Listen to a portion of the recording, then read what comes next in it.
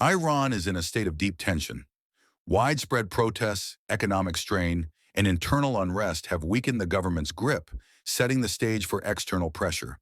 In the U.S., talks swirl about protecting civilians and preventing humanitarian collapse, with rhetoric hinting at possible military options.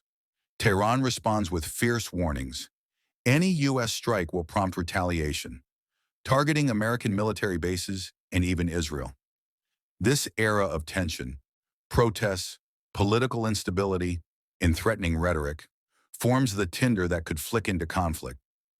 Visuals: Tehran protests, Washington, D.C. briefings, regional maps of U.S. and Iranian forces.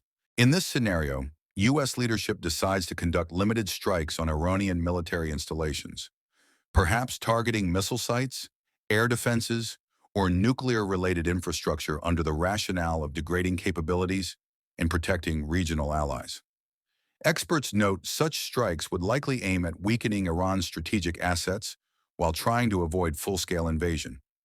Even a limited strike, though, crosses a critical threshold: direct military action, not proxy conflict or sanctions.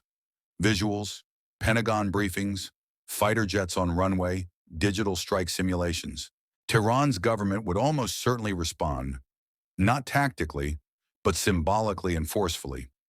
Iran's leaders have publicly warned that U.S. military action would make American forces and allies legitimate targets.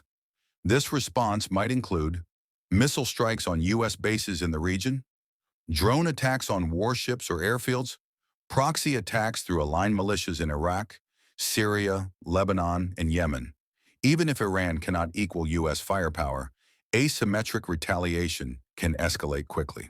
Visuals, missile launches, radar detections, regional missile maps.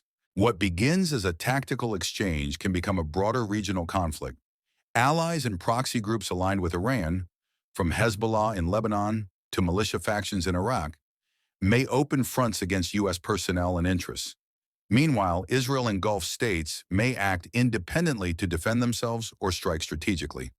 This becomes multi-theater combat, not a single skirmish.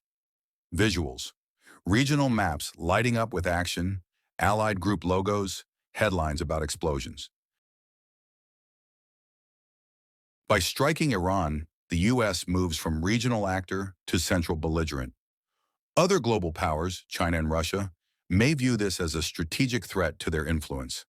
They may not openly send troops, but they could provide intelligence, weapons, or economic support to Iran or its allies.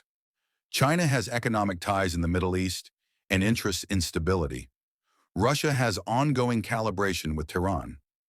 Their involvement could transform what was a Middle Eastern conflict into a larger geopolitical standoff. Visuals: Beijing, Moscow, maps of alliances, diplomatic meetings.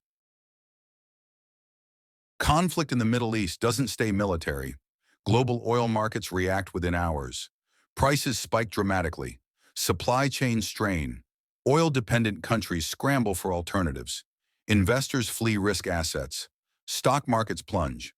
Economies still recovering from past global shocks feel renewed stress. Impossible to ignore. A Middle Eastern war hits world economies, not just the battlefield.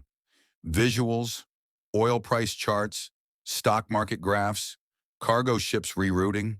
When a superpower attacks another sovereign nation, even limited war breaks long-held norms. Countries begin to reassess alliances, treaties, and deterrent strategies. Some nations tighten defenses, others escalate rhetoric.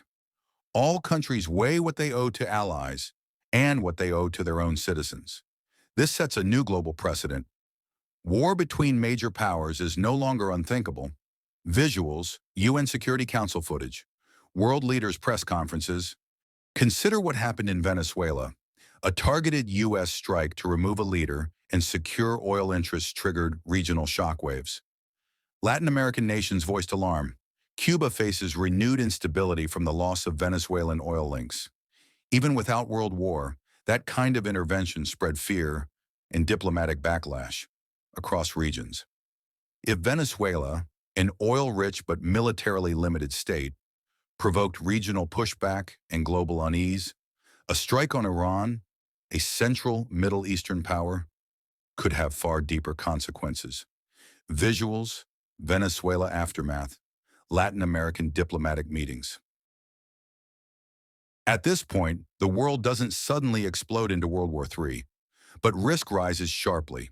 A miscalculation, an unintended strike on a third party, or a hacked signal interpreted as attack could widen the conflict. That's how wars escalate, not through intent, but through pressure, mistrust, and cascading reactions. This scenario, while hypothetical, shows how a U.S. attack on Iran could begin with limited goals and broaden into a multidimensional conflict involving many nations. Visuals, tense military maps, alerts, global reactions. A war doesn't start because someone wants it. It starts because no one took a step back in time. Every military decision carries political, economic, and human costs. Understanding how these pieces fit together isn't fear-mongering. It's essential analysis for a world where power is never far from friction,